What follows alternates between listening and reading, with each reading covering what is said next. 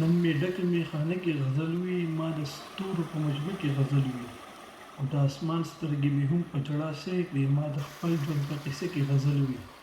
زړه مې نه صبرېدو بیا ورنه واپس شو، خپل جانان ته مې کعبه کې غزل وي، او ټول رندان راته حیران حیران ولاړ وو، لکه ما چې مدرسه کې غزل وي. د مندر او د جومات خونو کې جنګ و، بیا مې دغه مسألو کې غزل وي. او غلام ملک چې بس ته یې پاک سرزمین نه وی، نن مې قومي ترانه کې غزل وي. او سحر چا لیدلی نه دی عمر خانه، ځکه ما درته په شپه کې غزل وي.